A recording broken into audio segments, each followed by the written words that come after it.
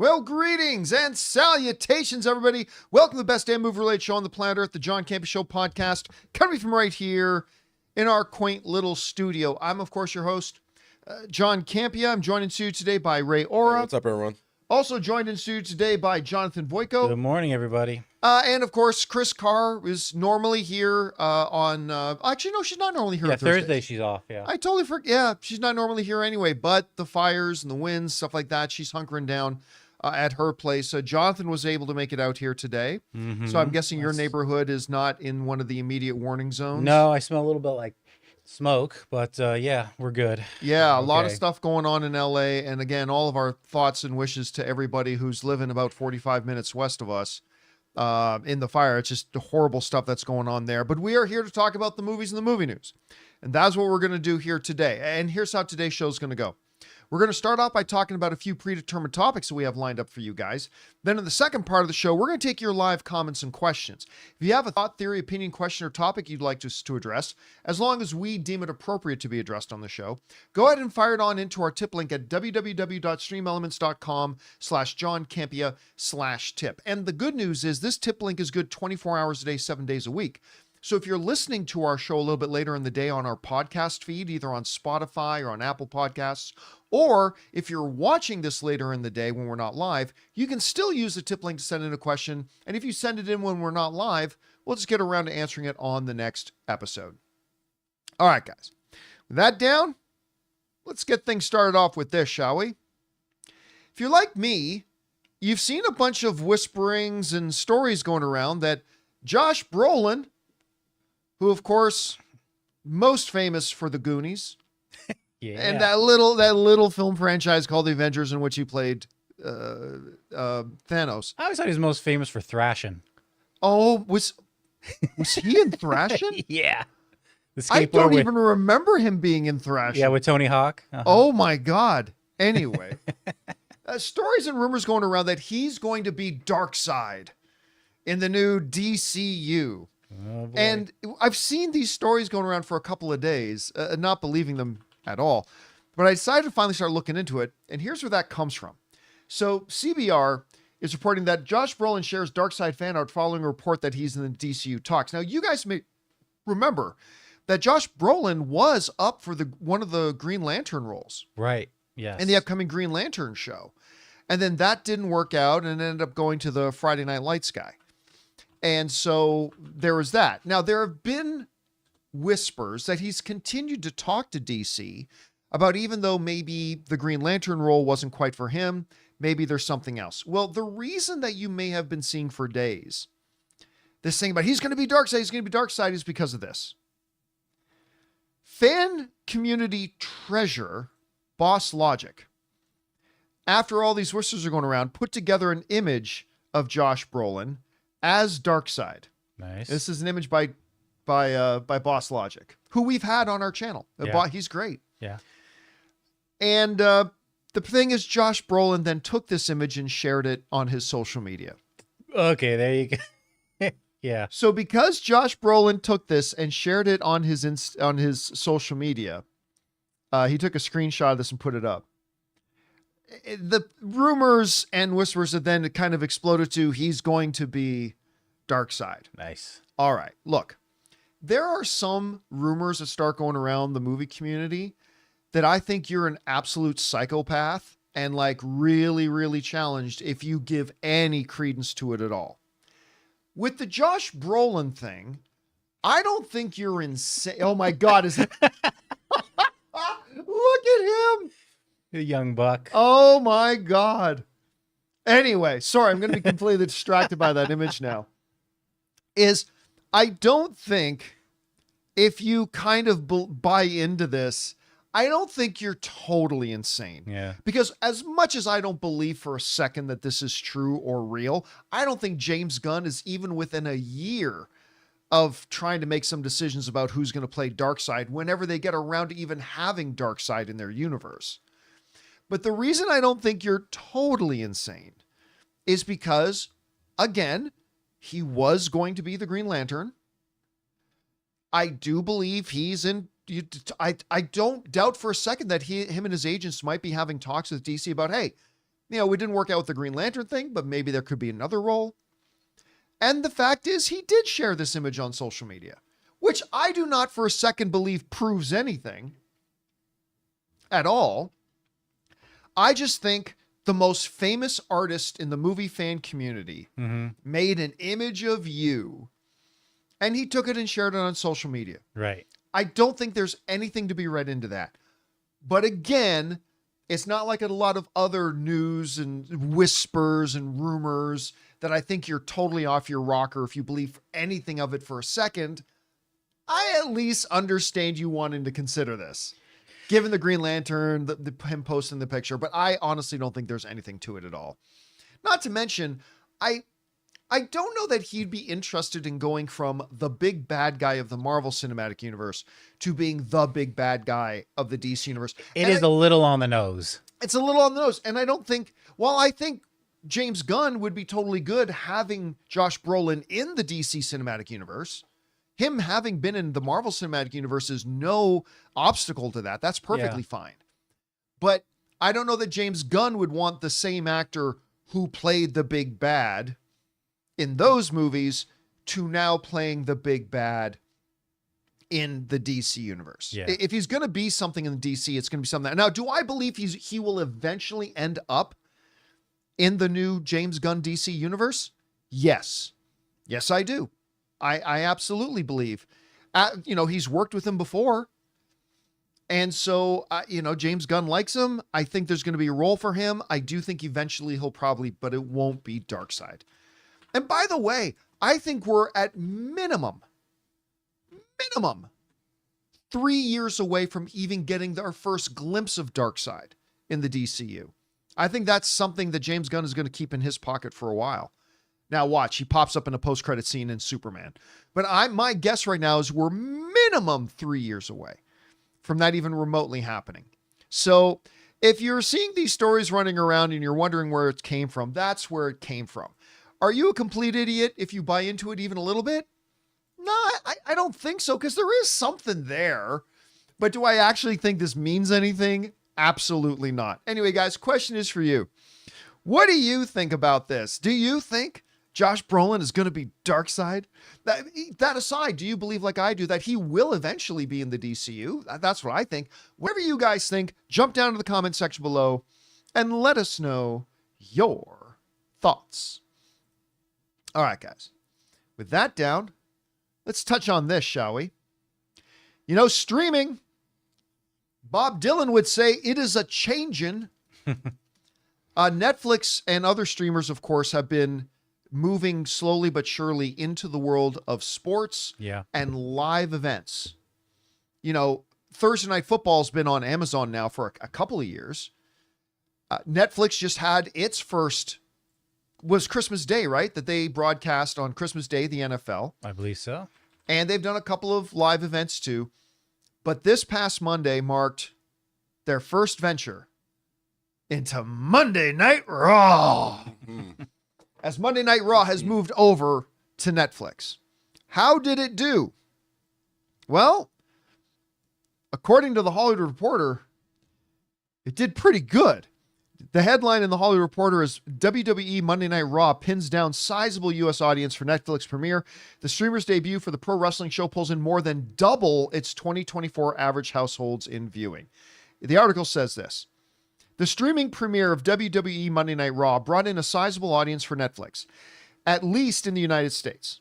Ratings figures from Video Amp show Raw averaging 2.6 million households for its first outing on Netflix, which struck a $5 billion rights deal for the WWE's flagship weekly show a year ago. That is more than double the household average that the 3-hour show drew on USA networks in 2024, when it typically drew about 1.2 million households. So, listen, is this like one of the biggest things on Netflix now? No. I mean, some of the biggest shows on Netflix will draw like 15 million viewers. But if you're Netflix and you drop down a whole bunch of money to bring that over, I think you're very happy to see that on your first night, you drew double the numbers of what it was drawing before. And that's just in the United States. globally, the show drew over 4 million viewers. So it still has some work to do with its international audience, but this was the first time that Monday Night Raw was truly going to be broadcast to a global audience. So just in the US alone, it drew an over double. If you're WWE, I think you're already happy. Yeah, I mean, that's what I was thinking too. It's like, from a Netflix point of view, this is good. They've had bigger numbers of other things, but from WWE, you got to be ecstatic. You just tapped into a gold mine. Hopefully for them. And you know what? This came up in the Q&A part of the show the other day. Mm-hmm. For the first time in years, I sat down and watched Monday Night Raw. I have a feeling a lot of people on Netflix were like, huh. Might as well check it out. Yeah, let's check this out. I never watched wrestling, but let's check this out. Yeah, now I'm not going to become a regular Monday Night Raw viewer, but I mean, I grew up watching wrestling. I watch wrestling off and on most of my life. Mm-hmm. They made sure they put in very familiar faces. They started off the show with Triple H. Undertaker made an appearance. John Cena came out. CM Punk had a match. Roman Reigns, who's now been around forever, had a big match. So it wasn't featuring a lot of the new faces. It was more like, hey, if people are going to tune in to check this out, we want to make sure. If people like John Campea are going to tune in who haven't watched in a while, it looks like their strategy was, we want to make sure that there are going to be faces on the screen that they recognize. Right. And sure enough, they did. And you know what? It's a pretty good show. That stadium was freaking packed. Oh, yeah. Oh, Intuit Dome? Yeah. The new LA Clippers stadium, Yeah. probably the best stadium in the world right now, for basketball, hockey arena sized. Yeah. Just insane. It's amazing. The technology is great. Our buddy Ryan was there and he was telling me about all the different technologies that they use all throughout the stadium, which is insane. So the place was packed. The energy was hype. The night was a big winner, except for one moment, maybe. There was one little moment that I think, because Ted Sarandos, the boss of Netflix, I think you could see him climbing behind his chair and just trying to hide. It's the moment. I mean, look, it's the elephant in the room. It was the Hulk Hogan moment where literally all of Los Angeles booed him out of the arena. And it was so awkward. So awkward. And what made it even more awkward was that he kept doing his bit as if the fans loved him. Yeah. And talking about how the fans always behind him and all this kind of stuff. And he was just out there to schlock for his new beer. Fake it till you make it. Which, by the way, if you're WWE, Netflix is going to be promoting somebody's beer, you should be promoting Stone Cold Steve Austin's beer that's been around for a while. Right. That's the bottom line. So anyway, yeah, it was really uncomfortable and really embarrassing for the company as a whole, for Netflix, all that kind of stuff. But that was the one moment. Everything else seemed to go over great with the audience. They love seeing the familiar faces. I don't know how they talked Undertaker into doing it, because he didn't even say anything. It was really just that Raw, story-wise, didn't move anything on like I wanted, but a lot of the stuff they did was to grab the new viewer, grab the older fans that haven't seen it in a while. Yeah, it's not so much the new viewer, but the people who haven't viewed for a while, and hey, you might want to come back. Just making a big spectacle out of it was the part where I thought they were trying to get new viewers in, because that was not Raw. That was like a WrestleMania. WrestleMania. Yeah. What I find funny about the Hulk Hogan thing is it kind of shows you the difference in generation of the way wrestlers do things. If that was The Rock up there and that happened, he would have acknowledged the crowd. Oh, he would have leaned into it. He would have taken on the bad guy. He would have improvised on the spot. Yep. Hogan, from a different generation, he was told to say these lines, and he did. And that's unfortunate, because I would have wanted him to at least, it's like something going on, like a fire in the background, and everyone else is going fire, and he's like, no, it's fine. It's completely fine here.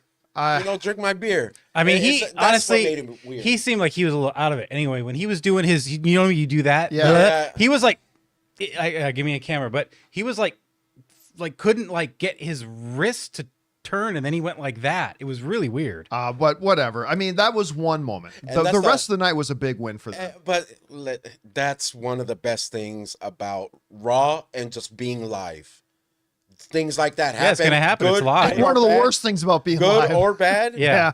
That's And part of the reason people tune Exactly. in. Will tune in 100%. to see the mistakes, because it's not going to be perfect. There's still, even though that first show there was very little mistakes, like it will happen. It's just the nature of the beast of going live.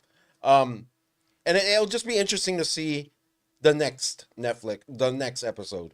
Yeah, See and the to see viewership how they drops or build whatever. on that, how do they improve it, how do they tighten it up, all that kind of stuff. It's also going to be interesting to see if they're able to maintain that, because like a lot of people like me tuned in because, oh, it's the first one, it's new. I don't think I'm going to be watching again, although I do think they put on a good show, but I'm not really in a wrestling phase right now. Right. So it's going to be interesting to see, how does the viewership do? Does the viewership maintain at double what it was last year? Does it decline from week 1? Does it go up in week 2? I know, Well, we'll have to see. How'd you feel about the way they handled the commercials? I thought it was a bit odd that they waited to start matches until after the ads were done. I just can imagine the people in the arena. But going, USA Network, other TV, but they've just done that imagine too. You're in that arena. Okay, Solo and Roman are staring at each other for like 5 minutes. And then they start. It was.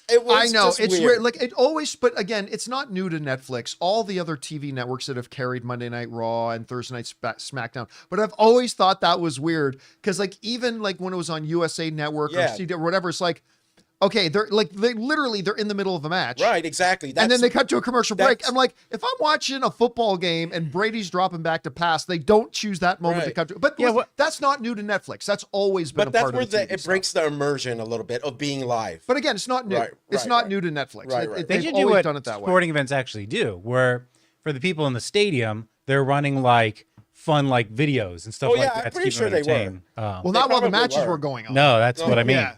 Anyway, guys, we're losing everybody who doesn't care about wrestling. They right all now. love it. The question is for you. Did you check out, like I did, the first broadcast of WWE on Netflix? It's a huge thing for the streaming world, moving more and more into that avenue. What did you think about it? Do you think it was good for Netflix? Do you think it's bad for Netflix? Whatever you guys think, jump down to the comment section below and let us know your thoughts. All right, guys. With that down, let's touch on this for a moment.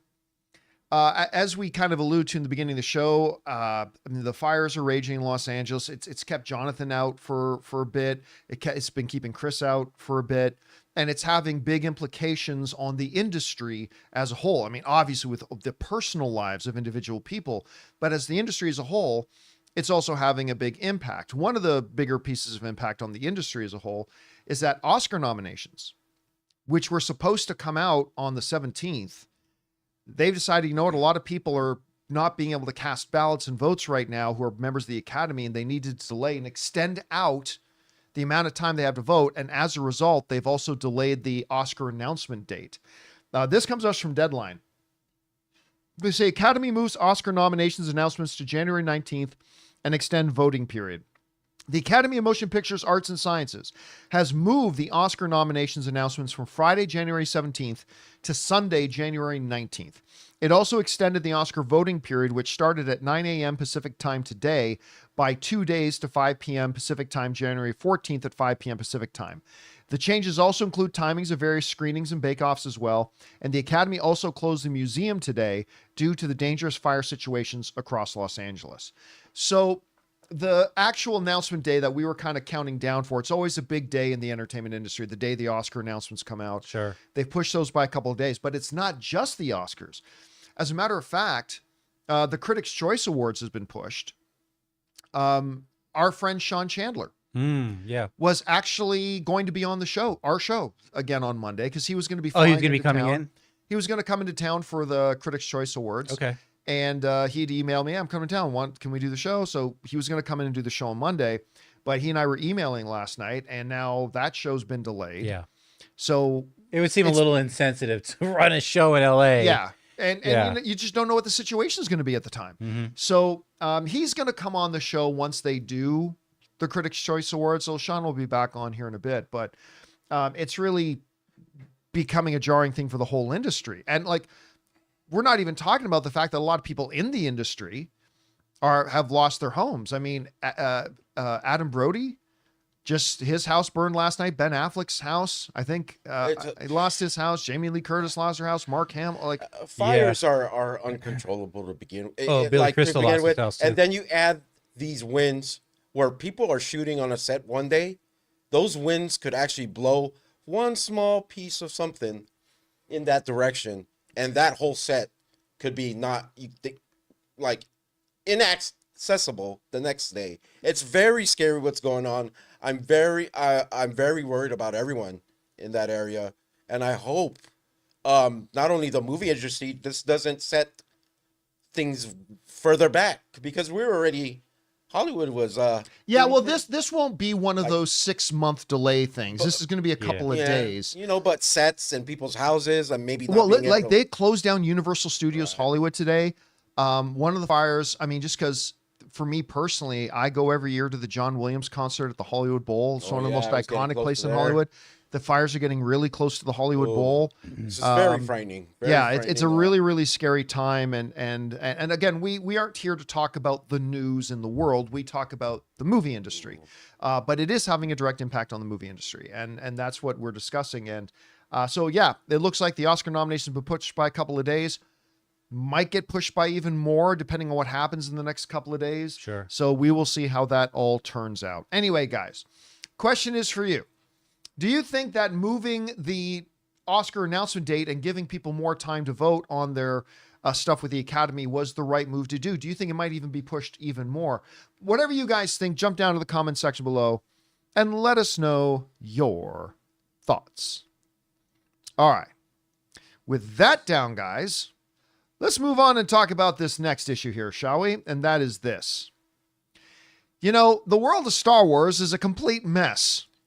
Although it's tempered a little bit right now with the fact that Skeleton Crew is out there, and Skeleton Crew, hey, listen, if we're going to bash on Star Wars and Lucasfilm and all that, and we do a lot around here, when things are crappy, got to give them their flowers when things are going right. Skeleton Crew is a total win.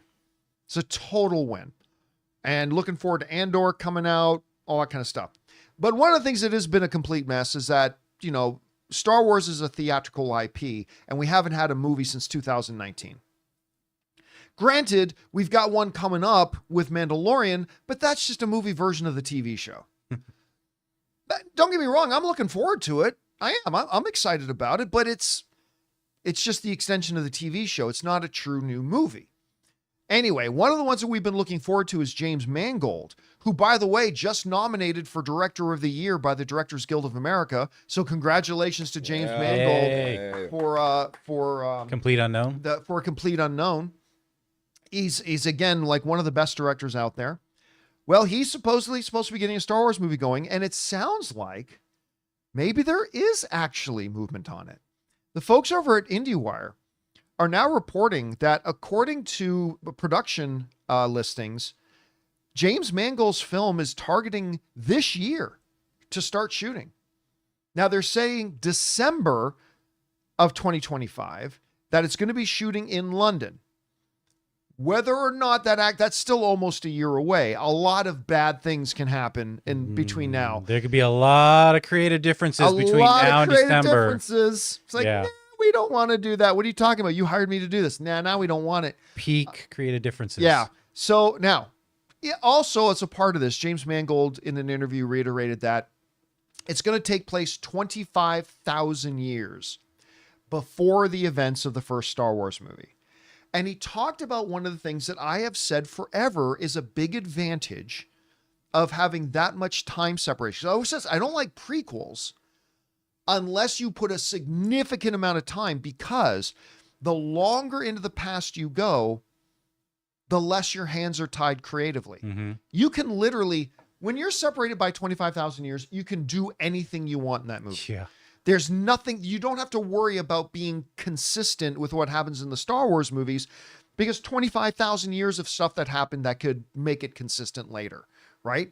So James Mangold talked about that. He said, he specifically said, I love the fact that going that far in the past, I am not going to be creatively handcuffed to anything that happens in the Star Wars universe, because this is 25,000 years in the past. He can literally explore and do anything. One of the things I'm really interested in seeing, though, is how much has technology not advanced in the galaxy of Star Wars over the course of 25,000 years? Like, do laser pistols still kind of look the same? Do ships basically still look the same? Maybe hyperspace isn't as fast, but do they already have hyperspace? And then like comparing that to, wow, look at the new Star Wars and go, they didn't really advance their technology very much in 25,000 years. That was my thing with the Dark Horse comics of the Knights of the Old Republic, or that's what it was called. That was the video game. What was it called on the Dark Horse comics? Oh, and it was like the Old Republic, and it was thousands of years ago. It wasn't just Old Republic, right? Maybe it was Old Republic. Oh. Or, anyway, it was before the Republic was even created, right? And the ships were just like a little more like rounded, and they looked a little more like, but they still had spaceships. And I'm like, wow, all right. That had hyperdrive and all that kind of stuff. It wasn't the High Republic. Lose it. The High Republic was only a couple of hundred. Tales years of the before. Jedi. Tales of the Jedi. Jedi. That was it. Yeah. Yeah. High Republic again only took place a couple of hundred years before the events of Star Wars. But again, do I actually believe this movie is going to shoot in 2025? No, I don't. I hope I'm wrong. Yeah. But Kathleen Kennedy has not shown an ability to get and hold a director for a film. So I'm not going to believe that this James Mangold movie, which I'm excited about on its surface, James Mangold, old Republic era. Yeah. What's not to like? I just can't get too excited because I just don't believe it's actually going to happen.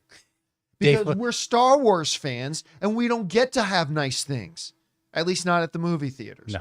Dave Filoni in this picture, he's like, when do I tell him? Yeah, when do I tell him that, nah, we're replacing you with 5 new Ahsoka movies? Yeah.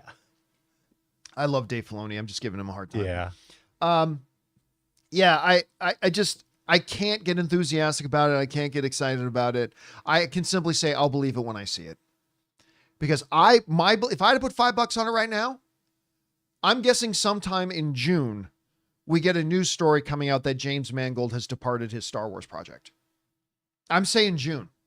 And I hope I'm wrong. I desperately hope I'm wrong. I want this to work out terribly. I really, really want this to work out. But we'll see if it happens. Anyway, guys, question is for you. What do you think about this? According to the story, James Mangold is saying, at least the production listings are saying this thing's going to go into production this year, at the end of it nonetheless. Do you actually believe it'll happen? I sure hope it does, but I don't think it will. Whatever you guys think, jump down to the comments section below and let us know your thoughts. All right, guys. With that down, let's move on to this, shall we? Creature Commandos had its series finale. I guess it dropped either earlier today or last night. I have not seen the finale yet. I did get caught up on the rest of it, though. Okay. Everybody who told me that the Weasel episode was exceptional, man, you weren't kidding. You weren't kidding. That's where I got hooked. That was honestly one of the most emotionally devastating things I've ever seen in a comic book thing. Mm-hmm. My heart broke. Like, I'm watching that, my heart broke. I just couldn't, over a stupid little 22-minute cartoon, my heart broke.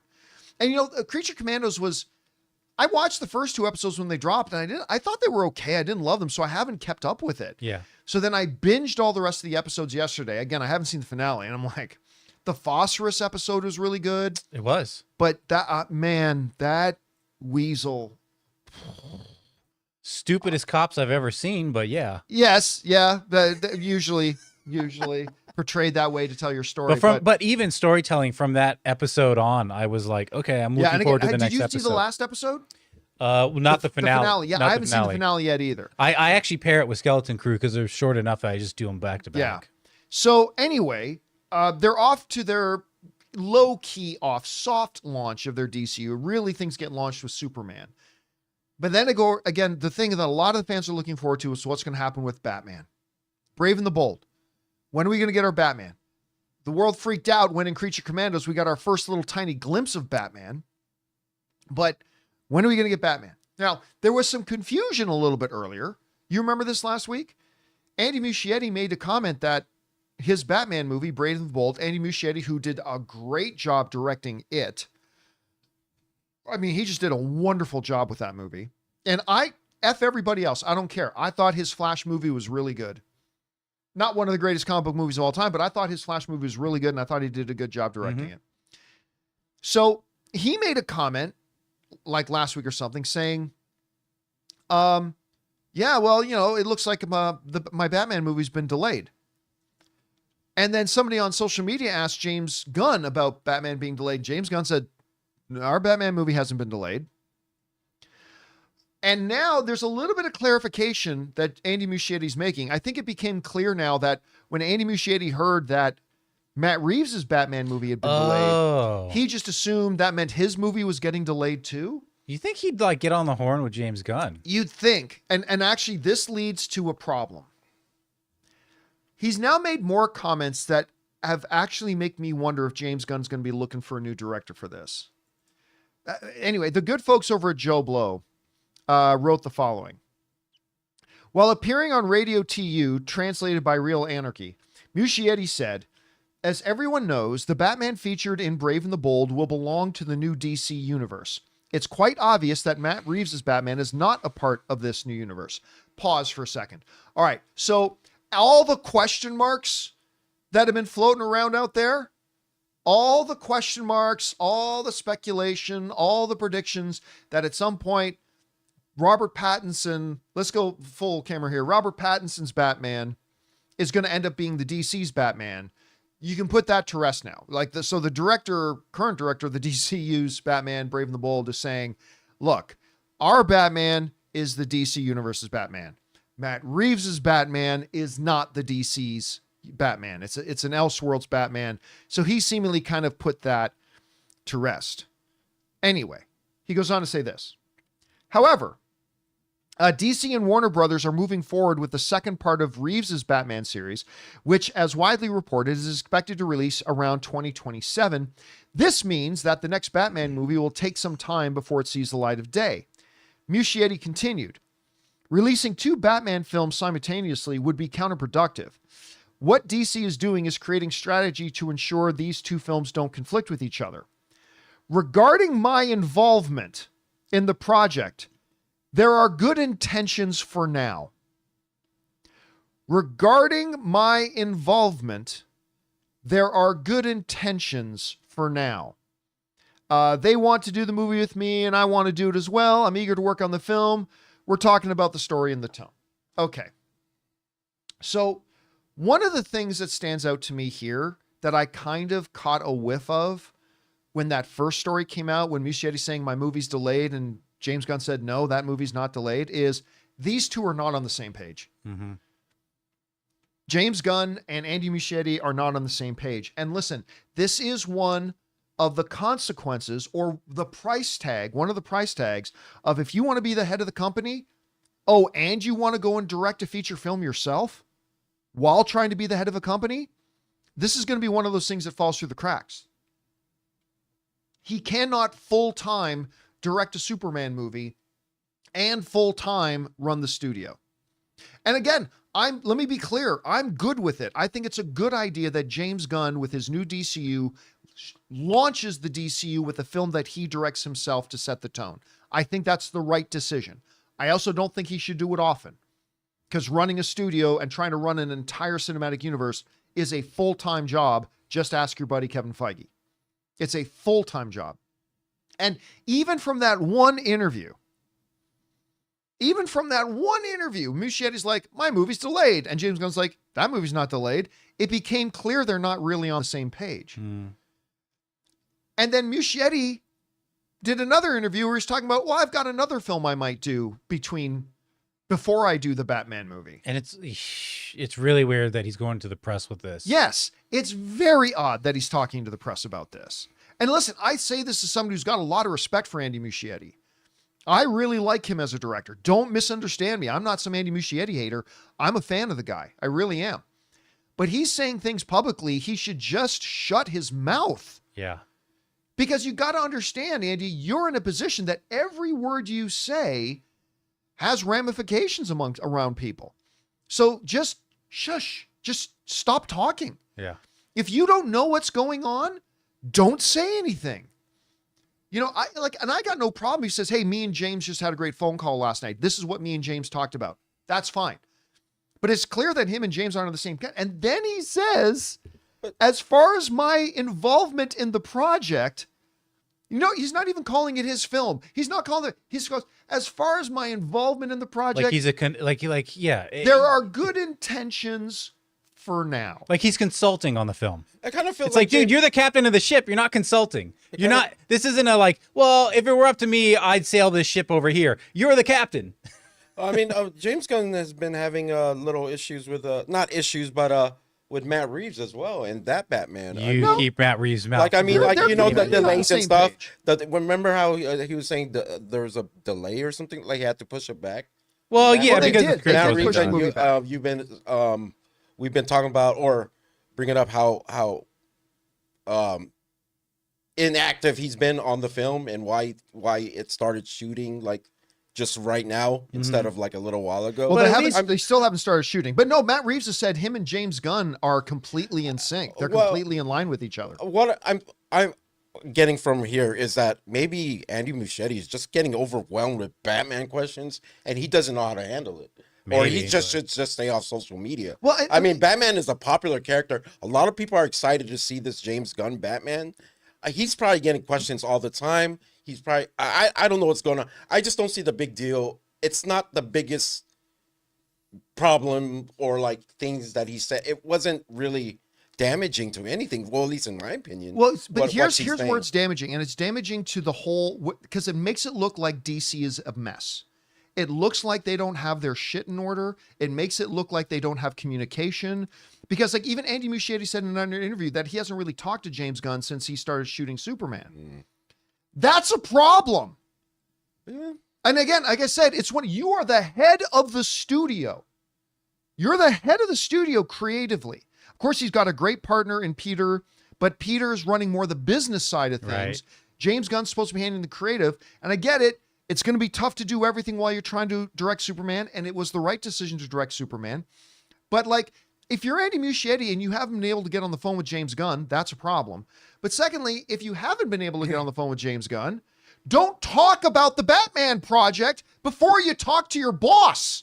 Yeah, go make sure you get on the phone with James Gunn. Yeah, don't say anything Yeah. until you get on the phone. You know what you say if you're Andy Muschietti? And somebody came up to you and asked you about Batman stuff, is saying, hey, listen, we're all excited about Batman, but as you know, James Gunn is really busy right now focusing on bringing us the first film in the new DCU, Superman, and we look really forward to getting things more in motion with the Batman movie once that film's done. Yeah. That's what you say. It's called damage You control. don't say anything else. But what exactly did he just said? Robert Pattinson's not going to be a part of DCU. Was that a big thing that was the problem? Well, no, he comes out and says, my movie's been delayed. Right. That one was a little being like, no, it hasn't. strange. And now you're coming out and saying, as far as my involvement in the project, we have good intentions for now. Yeah. What? That is not what you say. That sounds like I mean, we've seen interviews with him. Maybe there's something lost in translation. Maybe you know, because it is he. Hey, listen, there might be something to that. English is not Andy's first language. Exactly, because when he was speaking at CinemaCon, I was like, he said a line. It wasn't anything anyone else caught, but for me, I was like, I could turn that around in a way where it's like that sounded like it happens all the time. Yeah. I mean, but I would say this though, on Andy Muschietti's side, shut your mouth. Right. And I say this as a fan. I say this as somebody who appreciates you very much. Shut your mouth. From James Gunn's point of view, and I'm a big James Gunn fan. I'm a huge James Gunn fan.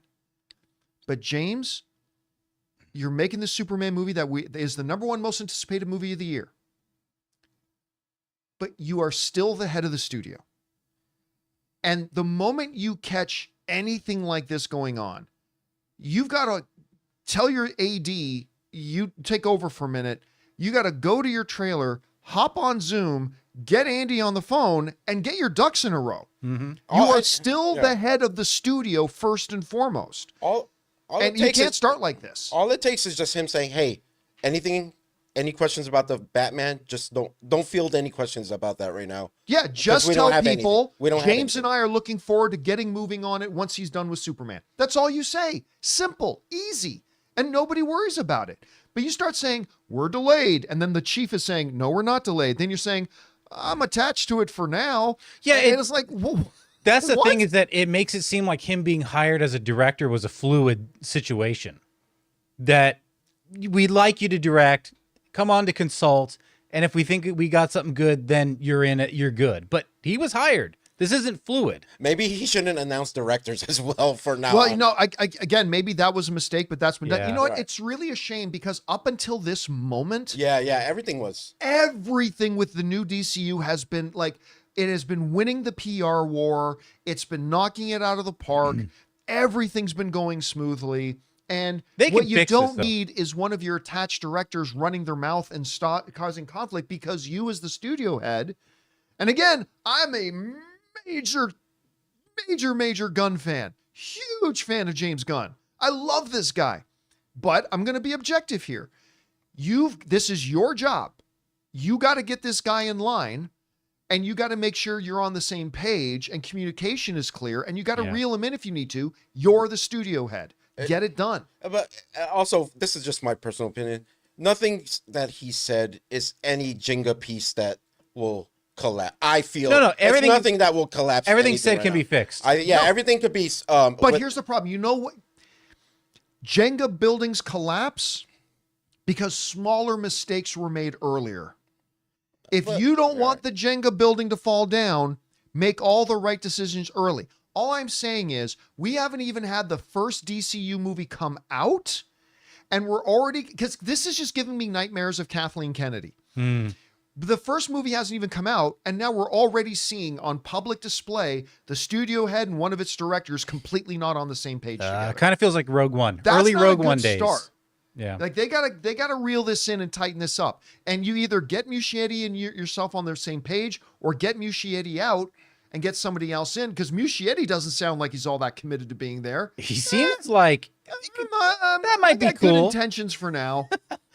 or maybe there's like he's getting irked that Batman 2 is getting priority over his Batman. I don't know. yeah, But who then knows? again, I would say that would have been James Gunn's job to make him Right. understand where things are. Because I'll tell you what.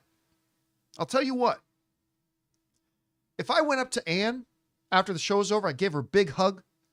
Said, baby, I love you. I'm so committed to you for the rest of my life. Do you feel the same? And she looked at me and said, baby, I have good intentions for now. Yeah. I wouldn't feel good about the status of my relationship if that were to happen.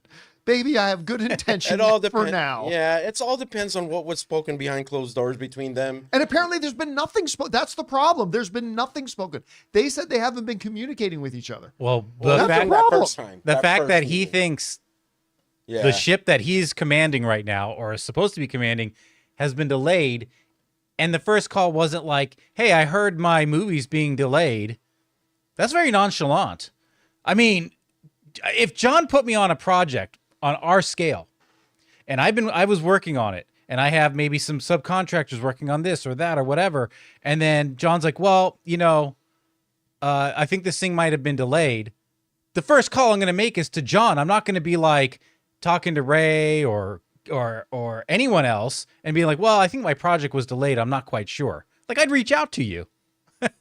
Yeah. I mean, it's just, again, communication in any relationship, professional or otherwise, is key. You got to have an open door of communication, because the old DCU was a jarbled mess.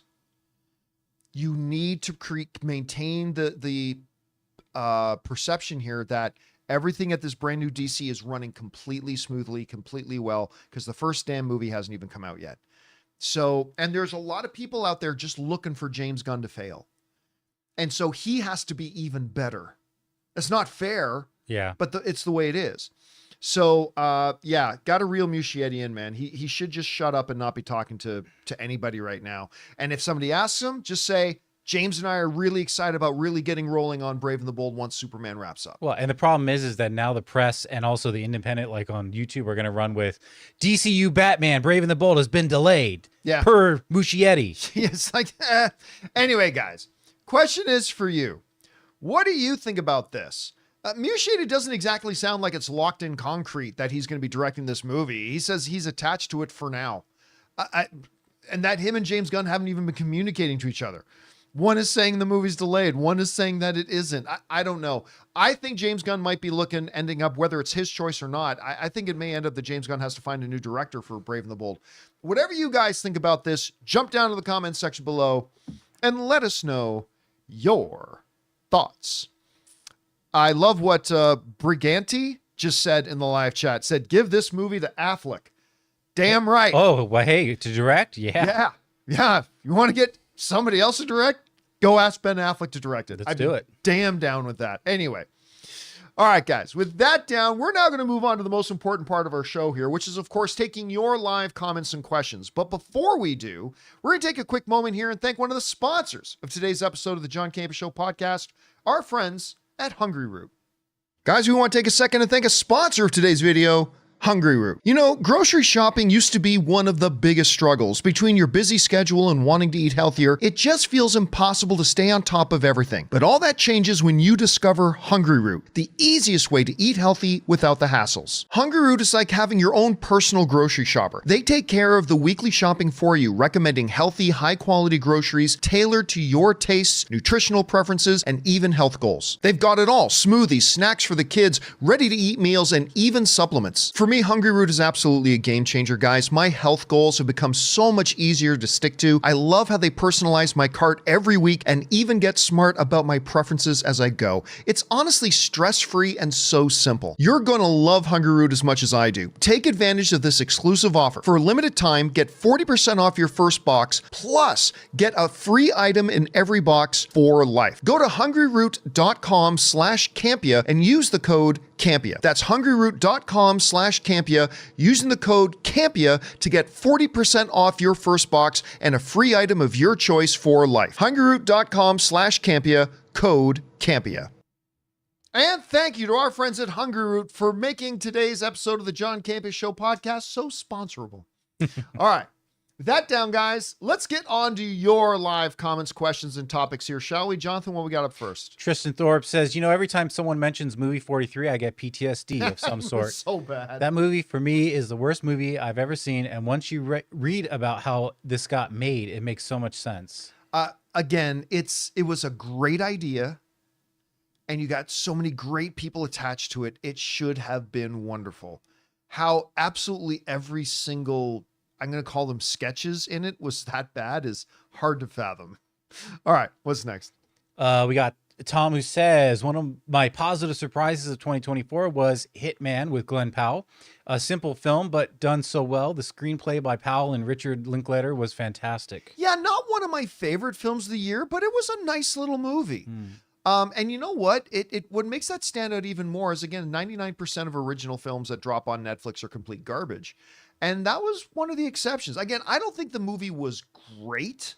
I got a number of big logic issues with that movie, but nonetheless, I thought it was quite entertaining. I enjoyed it. I had a smile on my face after I watched that. And to me, it made Glenn Powell even more of a movie star in my eyes. I think this guy's great. All right, what's next? Wade's Way says, after careful thought, I wanted to share my top 3 most anticipated films of 25. First would be Mission Impossible Final Reckoning, 2, Conjuring the Last Rites, 3, Fantastic Four First Steps, mainly for RDJ's Doom anticipation. Well, I may have bad news for you. Yeah, I don't know why there's this narrative running around that Robert Downey Jr. is in Fantastic Four. Because they really want it to be. There has been zero indication of that. Zero. The script for Fantastic Four was done, submitted, and went into greenlight before they ever knew Robert Downey Jr. was coming back. Listen, I'm not saying it's impossible that Robert Downey Jr. could appear in the film. I'm just saying don't be surprised if he doesn't even appear in the film at all. And if he does, it's going to be a very, very minor role. Maybe a post-credit scene or a scene or two. Again, I don't know for sure because I'm not there. I'm just saying if the basis of your excitement for Fantastic Four is because of RDJ, you might be in for disappointment because if I had to bet $1, I wouldn't bet 100. If I had to bet $1, my bet is he doesn't even appear in the movie at all. And if he does, it'll probably just be like a post-credit scene. Anyway. All right, what's next? Okay, Wade follows up and just says, I think it would be a huge wasted opportunity if RDJ's Doom Didn't show up at all in the new Fantastic Four this year. I'm hoping at least in a post-credit scene. We'll have to wait and see. Why would it be a wasted opportunity? They had a great script, a Mhm. script that they thought was great and wonderful and done before Robert Downey Jr. came back into the picture. And it could make it stupid if you these... don't. Here's the thing. You know how you ruin movies? You make decisions like, oh, this actor's involved now. Let's shoehorn him in and force him into this movie. Force it. That's wasted opportunities. Now, if Robert Downey Jr. had signed on to the movie to be back in the DCU 2 years ago and all that kind of stuff, yeah, well, then it would obviously make sense. But no, if you've got a great script and you're confident you have a great story, you don't start messing around because we got to shoehorn this one actor into it. That doesn't make sense to me. Maybe he's just excited for the breadcrumbs that we might possibly get. Yeah, post-credit scene, something like that. Yeah, but appearance thing, I don't. Yeah, I agree. I don't think they should shoot something just for the sake of appearing. Mhm. Yeah. Like, especially his costume is probably still under works of how he's going to look and things like that. But the breadcrumbs there, the little hints that Doom is somewhere in this universe, I think there's a possibility, maybe far-fetched, that maybe verbally there's something in there that you could... Like they mentioned Victor. It's like when me and Victor did this. Yeah, because the way But that remember, we with don't even know- Thanos, there was like little breadcrumbs. Then we finally got to see him. Yeah, and then well, things like that. technically we saw him at the end of the Right. first Avengers Right, movie. right. But don't forget, we don't even know that Doctor Doom is in their universe at all. Yeah, that's The absolutely Robert true. Downey Jr. Doctor Doom may be a Doctor Doom from a completely different universe. Again, I'm just saying, it's all speculation right Right. now. I'm just saying, let's not count on Robert Downey Jr. being in that movie. Because if it is, my guess it'll be nothing but a very, very small scene. All right, what's next? Wade's Way says, my honorable mentions for my most anticipated films of 25 in no particular order: Jurassic World Rebirth, F1 28 years Later. yeah, sorry. Thunderbolts, Now You See Me. Oh, okay, I see. Okay, so Jurassic World Rebirth, F1 28 years later, Thunderbolts, Now You See Me, Now You See Me 3. 3, and then Mickey 17 and Ballerina. There's like no spaces in that, so Yeah, I'm very looking forward to all those. Again, we did an episode last week on the movies that I think have the biggest chance of being a $1 billion film in 2025. I didn't put it on the list, but I put in the honorable mentions, like as a real dark horse, F1. And the reason I didn't put it on the list, but I think we got to keep our eye on it, is because I don't follow F1. I don't follow any auto racing sport at all. Right. But when you see what happened in Las Vegas, when they brought F1 to Las Vegas, and I've been learning more and more about the global popularity of F1 racing, I'm saying I don't think it'll be a $1 billion film, but I am looking forward to it because I love Brad Pitt. I just think it might be one we might have to keep our eye on. I don't know. We'll see how that turns out. All right, what's next? Big Mouth Stan says, I feel like casting T'Challa would cause a meltdown worse than fandom found out Henry Cavill was not coming back to play Superman. So whoever they cast as Black Panther has to stick the landing if these reports are true. I don't think there's going to be that big of a meltdown. And by the way, the Henry Cavill thing, and you ain't going to find anybody who's a bigger fan, I mean this sincerely, other than somebody named Mama Cavill. There is nobody on the planet who loves Henry Cavill Superman more than me. But that's actually not that big of a group. Because before let's not forget, guys, before Black Adam even came out, they heaved up a desperation marketing move to let the world know Henry Cavill is going to be appearing in Black Adam as Superman. I didn't get anybody to the theater. That movie still kind of fell on its face, box office wise. Oh, and then I mean, I was extra excited about it to see Henry as Superman again. And I even thought the little scene was great. Black Adam, we need to talk. I'm like, oh, it's perfect. It's great. But ain't nobody bought a ticket to go see Black Adam just because they said Henry Cavill was in it, unfortunately. And talk about shoehorning a character into a movie. I mean, it still didn't help it. So yeah, but I just love seeing Henry in the Superman suit one last time, man. I still loved it. Yeah. But I mean, and with the T'Challa thing, I really don't think so. I really don't. I mean, there's going to be a very, very vocal, tiny minority that'll get really up about it, but it's the right thing to do if they do it. Recasting the role of true T'Challa, the character that Chadwick Boseman brought to life for us, is the right move. It's what they should have done originally, and if they do it now, it's still the right move. And yeah, there'll be a small minority of people who'll be vocal about it, but I think most people have the common sense to know it would be the right move. All right, what's next? Simon Blakemore with a two-parter. Hi, John and crew. I think the secrets that Matt Reeves is alluding to is Robert Pattinson's Batman might be going to the DCU. There's some people who are convinced that Reeves' Batman is going to the DCU, like Jeff Snyder, even though Gunn said, it's up here.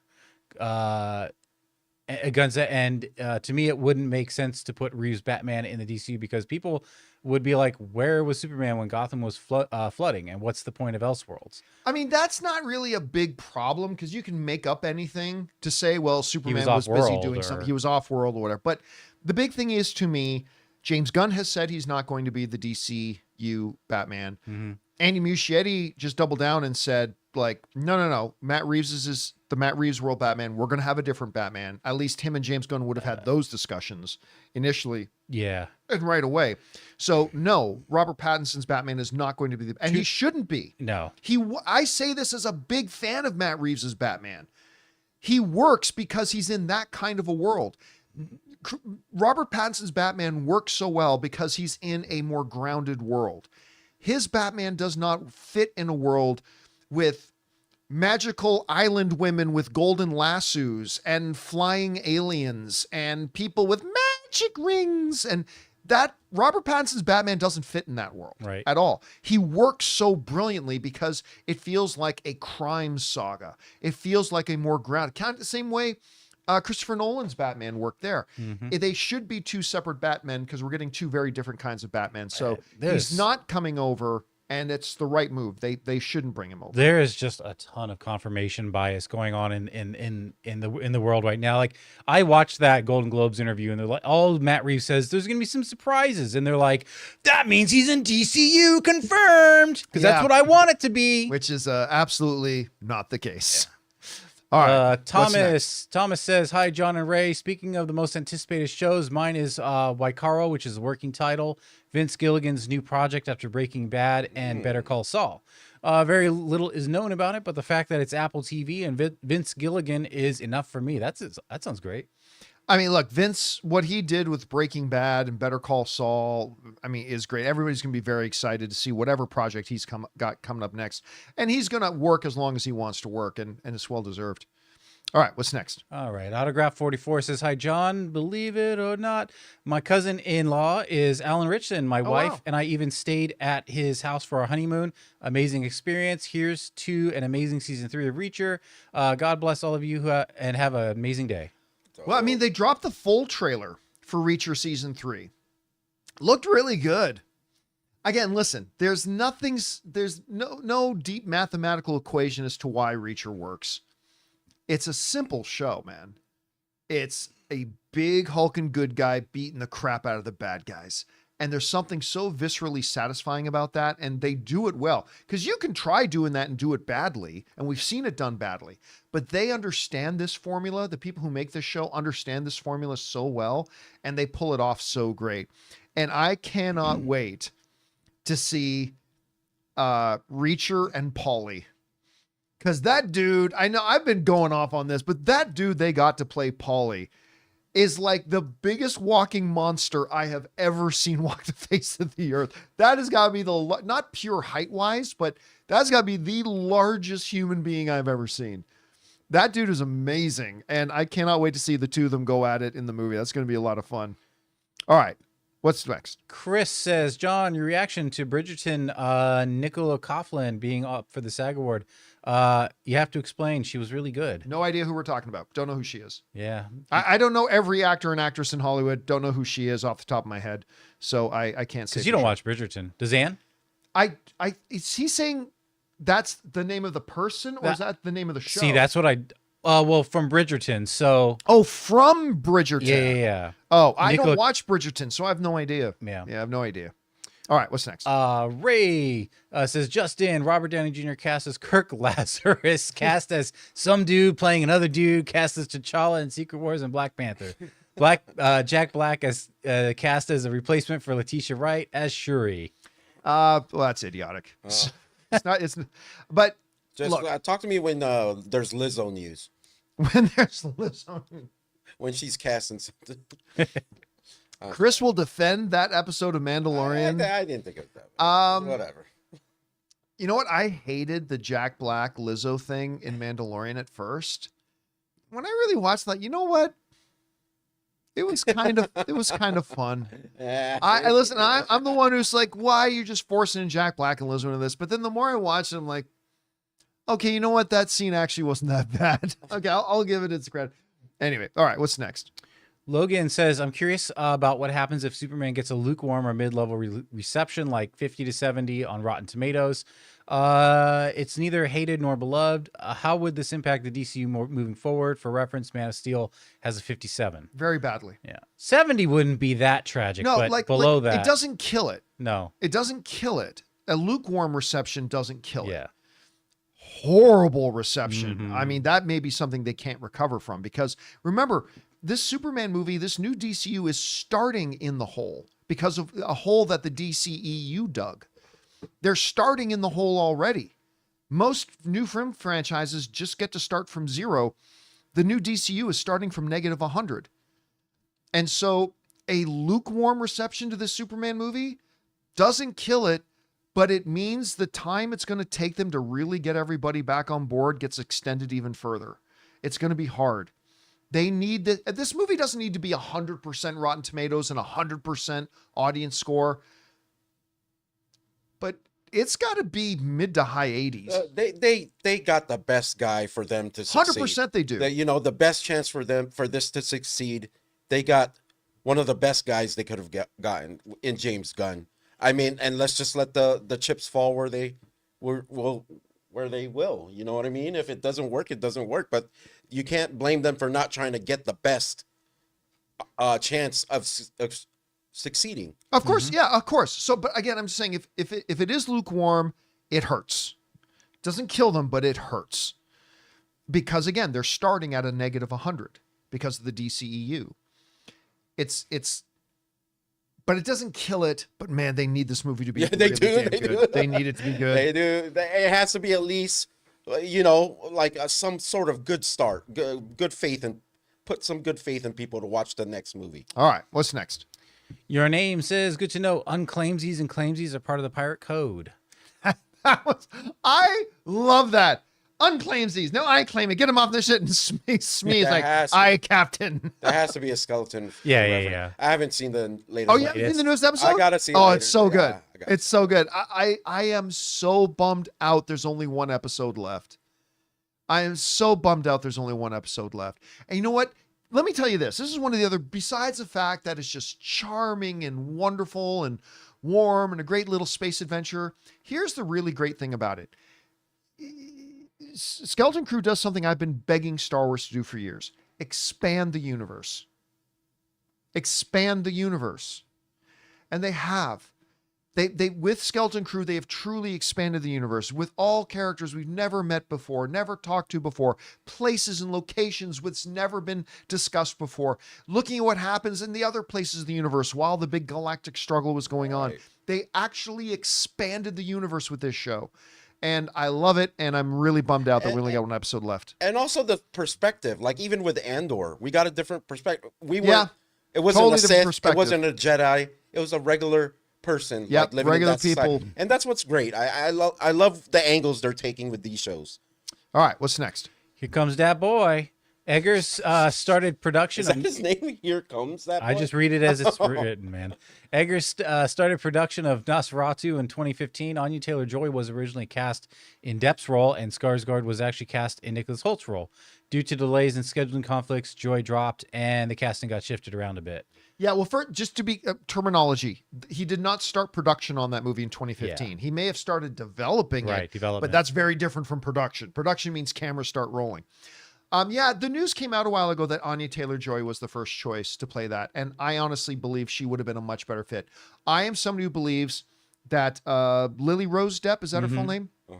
I believe she's already quite a good actress, and I think she has all the potential. She definitely has the genetics to be a great actress. And I already think she's good. She wasn't the right fit for Nosferatu. I honestly, like, a lot of people are raving about her performance in it. I'm sorry. I don't know what you're looking at. That performance didn't fit. It just didn't. I think Anya Taylor-Joy would have been a much better person to fit that role. And again, I say that as somebody who I believe Lily Rose Depp is quite a good actress already. It just wasn't a good fit. Anyway. All right. What's next? Rise Jones says, even with multiverse being the way to do it, I am torn on the recasting of T'Challa. I can see how it's the right move. However, as divisive as Wakanda Forever is, I don't want them to do something that could retcon the events of that film. You wouldn't have to do anything. It's like, here's the thing. I mentioned this before. I hate multiverse, but you're in multiverse. So there are a billion ways to bring the character of T'Challa back without retconning any of the events of Wakanda Forever. There's a billion ways to do it. You don't have to retcon anything in Wakanda Forever to bring back T'Challa. And that's the beautiful thing about it. Again, I don't like multiverse, but if you're doing it, take advantage of some of the tools that gives you. And this is a way they can do it. And again, no retconning will be necessary. All right, what's next? Eyes the Buy says, top 10 24 movies, Horizon, followed by American Saga, followed by A Complete Unknown, Whitebird, Bike Riders, Wicked, Nosferatu, My Old Ass, Wicked, Little Letters, Civil War, and at number 10, The Wild Robot. Honorable mention, We Love Lies Bleeding, Sight, and Long Legs. Wasn't all that big on Long Legs or Bike Riders. I liked Bike Riders, but I understand... I liked it, but when they first showed us previews for that, I thought this is a Best Picture contender. Yeah, and it just kind of it sputtered a bit for me. I guess I love everybody in it, but it just didn't quite. Again, not a bad film, just not as good as I was kind of hoping it would be. Love Lies Bleeding was pretty great though. That movie ended up surprising me.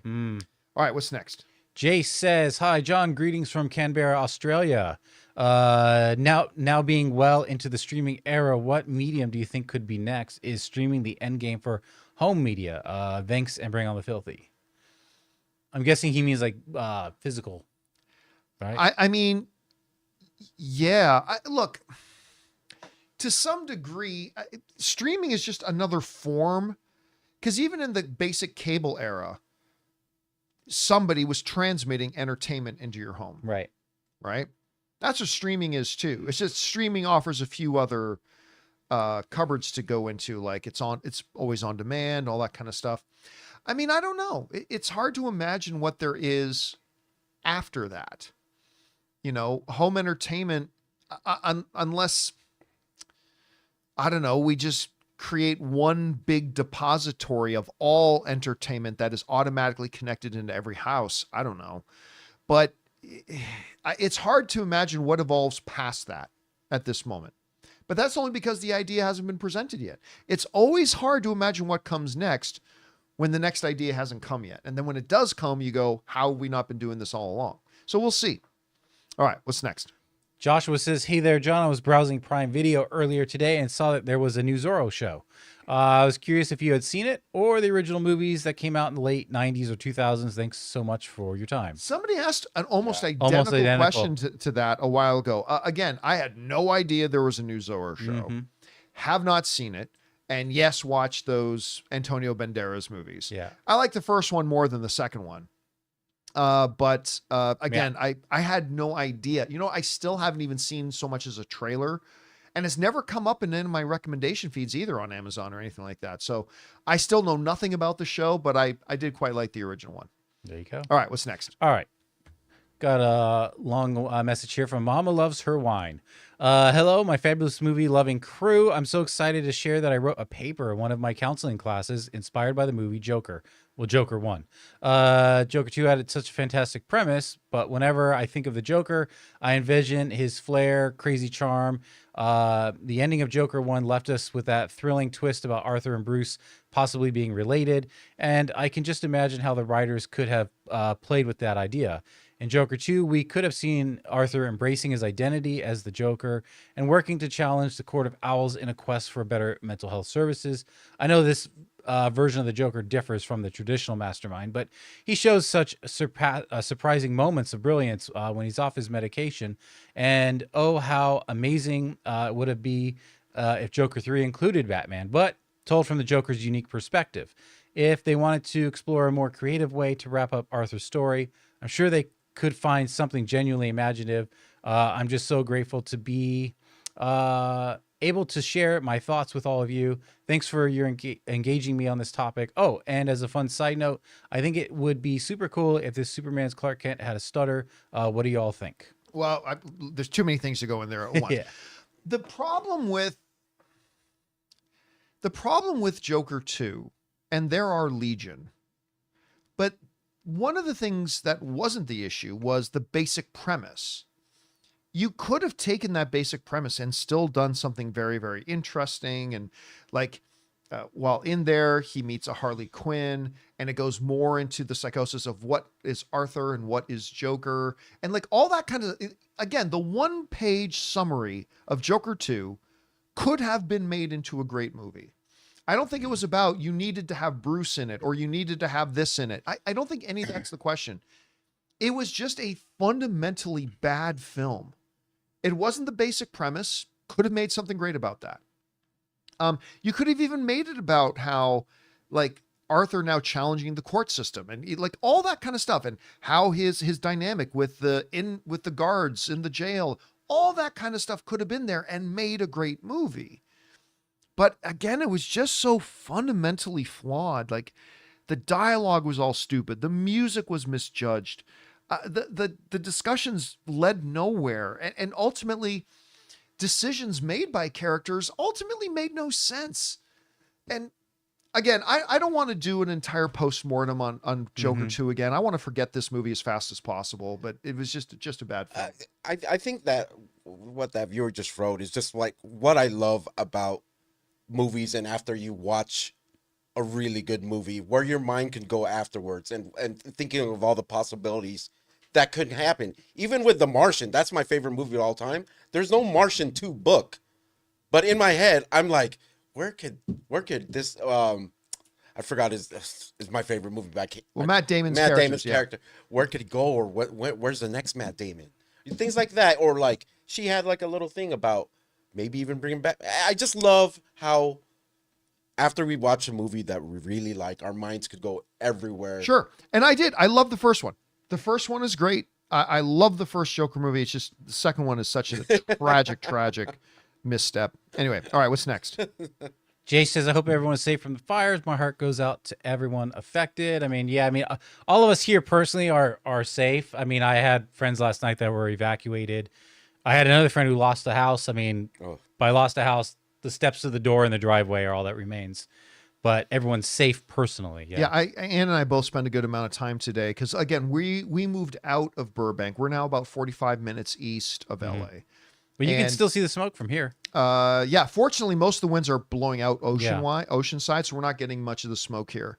But I mean, we spent a lot of our last night and this morning like texting people that we know and we're close to and letting know, listen, if you need to get out of there, come to our place. Like, we have power. Like, one of Ann's best friends has been without power for 3 days. Like, their house isn't on fire, but they've been without power for 3 days. Oh man. Yeah. It's like, if you need to, just get out here. Just come out here. We'll make room for everybody. It does rough, look like a little bit of a war zone because we had those huge winds, so things are knocked over and destroyed, and then we had the fires follow up. So like driving through Pasadena, it's like a war zone. Yeah. It's just smoke everywhere. Things are ruined. It's crazy. All right, what's next? Anonymous says, Buenas tardes. All I'm saying is in 2021, I watched in a theater, the lizard literally killed the ape in a fair one-on-one fight. No buffs, just original powers and straight hands. And the lizard was asking for the smoke the entire movie, and Kong got buffed. And then in round 2, we saw Kong knock Godzilla out. It's going to be and let him live. He knocked him out, ground and pound, and let him live. That's all I'm saying too.